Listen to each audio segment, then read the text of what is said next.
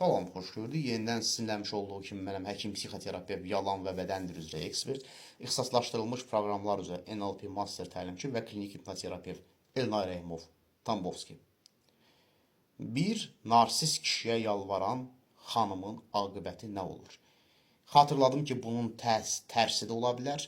Narsist xanım ola bilər və ona kişi yalvara bilər, amma narsistlik şəxsiyyət pozuntusundan söhbət gedir. Kişilərdə daha çox yayıldığına görə bu modeldən davam edəcək. Ümumiyyətlə, yalvarmaq nə deməkdir? Yalvarmaq bir digərinin mərhəmətinə xitab etmək deməkdir. Yəni, onda mərhəmət hissini oyandırmaq deməkdir. Narsistik şəxsiyyət pozuntusundan əziyyət çəkən insanlarda isə empatiya duymaq qabiliyyəti, yəni başqalarının əzabını, acısını hiss eləmək, mərhəmət duyğusu ya heç yoxdur, ya da çox aşağıda, haradasa yox kimi bir şeydir. Mərhəməti olmayan insana yalvardıqda iki senari baş verir. Xüsusilə narsistdən əgər söhbət gedirsə, bu onun egosunu bəsləyir və özünü vacib bir adam hiss edir. Çox belə qürurlu hiss edir ki, bax, gör mən nəyəm ki, mənim yoldaşım mənə yalvarır və yaxud da başqaları mənə yalvarır. Birinci senari odur ki, məsələn, bir misal üzərindən gedirik. Deyək ki, narsist kişi imkanlıdır, yoldaşı xanım isə evdar qadındır, ya ümumiyyətlə heç bir yerdən gəlirliyi yoxdur, tamamilə narsist kişidən asılıdır. Məsəl üçün, deyir ki, mən bazarlıq eləməliyəm, yoldaşı deyir, yalvarır hətta, mənə pul ver, verməyəndə necə deyirlər, daha da yalvarır və yaxud deyir ki, uşağa dərman almalıyam, ona pul ver.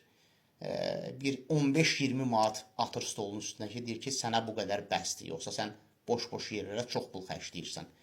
Yəni, bir növ onu dilənçi vəziyyətinə, o xanımı dilənçi vəziyyətinə salır. Və bu çarəsizliyi o xanımın sifətində görəndə o zövq almağa başlayır. Axı, mərhəmət yoxdur axı, narsistdə.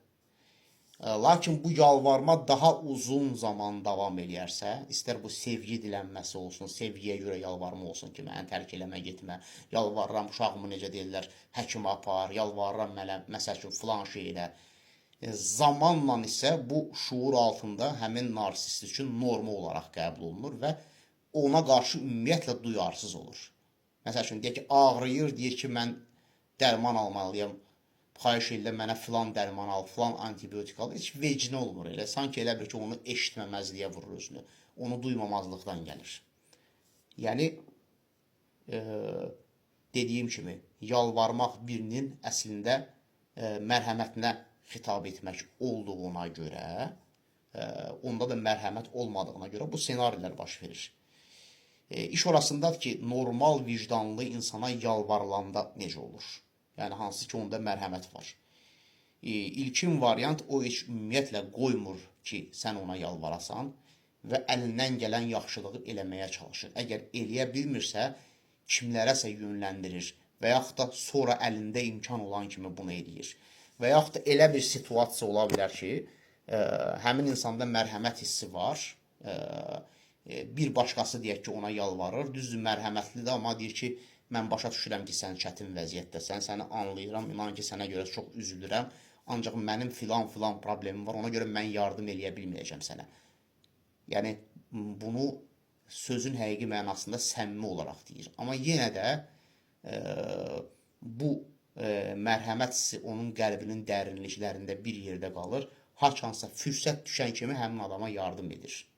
Dediyim kimi, mərhəməti olmayan insana yalvarmaq ya həmin insanın egosunu bəsləyir, yəni bu narsistlərdə daha çox olur, ya da onu sənin bütün yalvarmalarına qarşı duyarsız olmağa, yəni vecsiz olmağına gətirib çıxardır. Diqqətinizə görə minnətdaram. Sağ olun.